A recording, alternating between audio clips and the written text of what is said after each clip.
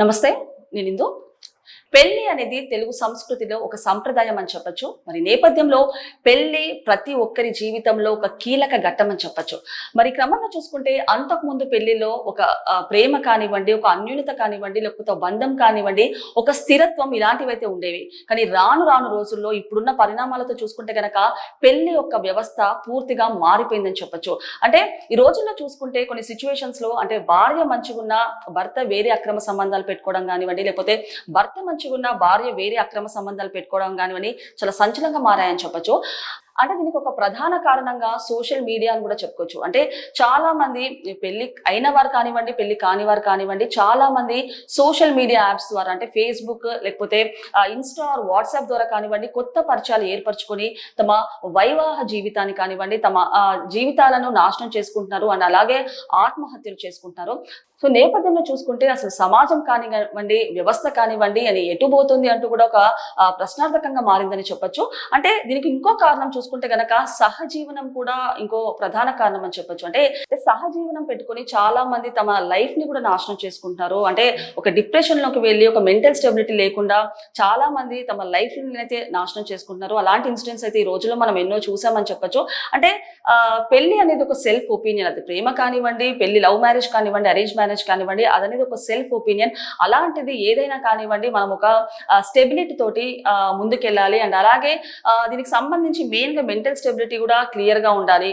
So అంటే అలాంటి వాటికి అంటే ఇప్పుడు ఒక మనిషికి ఎడిక్ట్ అయ్యో లేకపోతే ఇంకా దేనికైనా ఎడిక్ట్ అయ్యో మనము మన జీవితాన్ని అంతం చేసుకోవడం కరెక్ట్ కాదంటూ కూడా విశ్లేషకులు అయితే చెప్తున్నారు.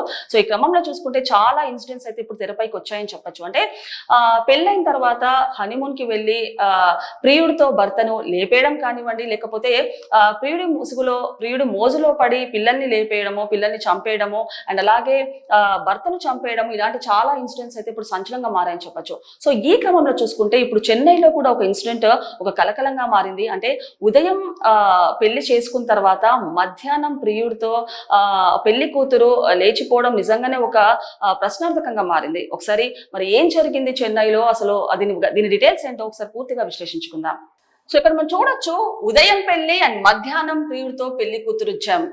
దేశవ్యాప్తంగా వరుస ఘటనలు తీవ్ర కలకలంగా మారుతున్నాయి. అంటే హనీమూన్ కి తీసుకెళ్లి ప్రియుడితో కలిసి భర్తను లేపేయడం అండ్ అలాగే పెళ్లి జరిగిన తర్వాత అనుమానం రాకుండా భర్తను వేసేయడం, పెళ్ళైన చాలా కాలం తర్వాత కూడా ప్రియుడి కోసం భర్తను చంపి వెళ్ళిపోవడం, మొత్తంగా తన వివాహేతర బంధానికి అడ్డుగా ఉన్నాడని ప్రేమించిన వాడిని కలిసి బతికేందుకు ఇలా భర్తలను బలి చేస్తున్నారు. ఇలాంటి ఘటనలు ఎన్నో వెలుగులో చూస్తున్నాయి. సో అయితే ఓ పెళ్లి కూతురు ఉదయం పెళ్లి చేసుకుని సాయంత్రం రిసెప్షన్ కి సిద్ధం అవుతున్న వేళ మధ్యాహ్నమే ప్రియుడితో జంప్ అయింది. అంటే ఈ నేపథ్యంలో చూసుకుంటే ఈ రోజుల్లో చాలా సంఘటనలు అయితే చాలా సంచలనంగా మారాయని చెప్పొచ్చు. అంటే మొన్న చూసుకుంటే గనక ఒక పెళ్ళైన తర్వాత భర్తతో హనీమూన్ కి వెళ్ళి ప్రియుడితో భర్తని చంపేయడం కానివ్వండి, లేకపోతే భర్త భార్యను చంపి కుక్కర్ లో ఉడికించడం కానివ్వండి అండ్ ప్రియుడి కోసము పిల్లల్ని చంపేయడం కానివ్వండి, ఇలాంటివి చాలా సంఘటనలు అయితే ఇప్పుడు చూస్తున్నాము. సో ఏది ఏమైనా ఇలాంటి సంఘటనలు జరగడం చాలా విషాదకరం అని చెప్పొచ్చు. సో ఈ క్రమంలోనే అంటే చెన్నైలో కూడా ఒక ఘటన కూడా తీవ్ర కలకలంగా మారిందని చెప్పొచ్చు. సో ఇప్పుడు చూసుకుంటే గనక చెన్నైలో జరిగిన ఒక ఘటనకు సంబంధించిన పూర్తి వివరాల్లోకి వెళ్తే నిన్న ఉదయం 6 గంటలకు మాధవరం బర్మా కాలనీ ప్రాంతానికి చెందిన విజయ్ కుమార్ అనే వ్యక్తికి పెరంపూర్లోని అంబేద్కర్ నగర్ కు చెందిన అర్చనకు బేసెంట్ నగర్ చర్చ్ లో వివాహం జరిగింది. అంటే నిన్న చెన్నైలో చూసుకుంటే ఉదయం 6 గంటలకైతే మాధవరం బర్మా కాలనీకి చెందిన విజయ్ కుమార్ అనే వ్యక్తికి అర్చనతో పెళ్ళైనట్టు కూడా తెలుస్తుంది. సో ఈ క్రమంలో చూసుకుంటే పెళ్లి తర్వాత కొత్త జంట ఇంటికి వచ్చింది. అయితే సాయంత్రం జరగనున్న రిసెప్షన్ కోసం తను బ్యూటీ పార్లర్ కి వెళ్తున్నానని చెప్పి బయటికి వదిలిన అర్చన ఎంతకి రాకపోవడంతో అనుమానంతో గాలింపు చర్యలు అయితే చేపట్టారు. అయితే ఉదయం పెళ్లి జరిగిన తర్వాత సాయంత్రం అయితే రిసెప్షన్ ఉన్నట్టు తెలుస్తుంది.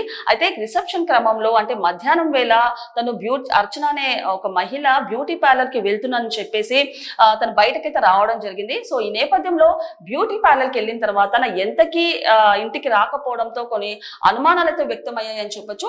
సో ఈ క్రమంలో చూసుకుంటే బ్యూటీ పార్లర్ కి వెళ్తున్నానని చెప్పేసి ప్రియుడితో కూడా తను వెళ్ళిపోవడం ఒక సంచలనంగా మారిందని చెప్పొచ్చు. అయితే దీనిపై తిరువిగ నగర్ పోలీస్ స్టేషన్ లో ఫిర్యాదు చేశారు అర్చన తల్లి నాగవల్లి.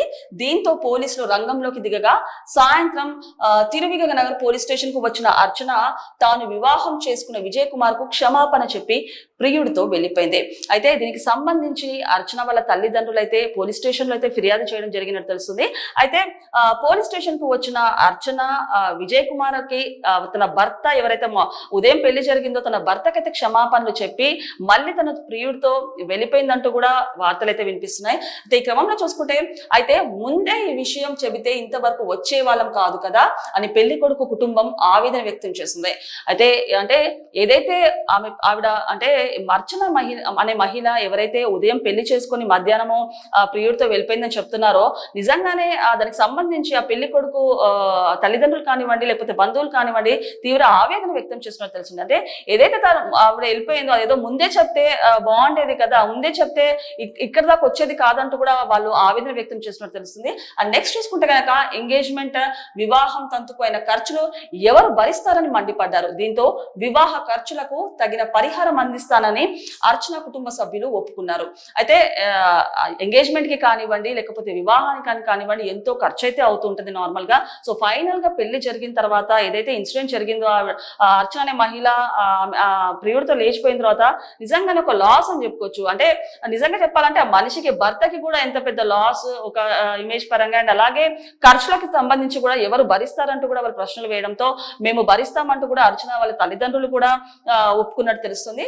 సో క్రమంలో తన భార్య పిరుడి చేతుల్లో హత్యకు గురి కాకుండా విజయ్ కుమార్ బతికిపోయాడని కామెంట్ చేస్తున్నారు. అంటే మొన్నటి వరకు ఇన్సిడెంట్స్ చూసుకుంటే గనక పెళ్ళైన తర్వాత కూడా ప్రియుడితో కలిసి భర్తను చంపడం ఎన్నో ఇన్సిడెంట్స్ అయితే చూసాం. సో ఇక్కడ ఈ ఇన్సిడెంట్ లో చూసుకుంటే గనక అట్లీస్ట్ విజయ్ కుమార్ అనే వ్యక్తి బతికిపోయాడు, అట్లీస్ట్ అంటే భార్య చంపకుండా బతికిపోయాడు అంటూ కూడా కొన్ని కామెంట్స్ అయితే వినిపిస్తున్నాయి.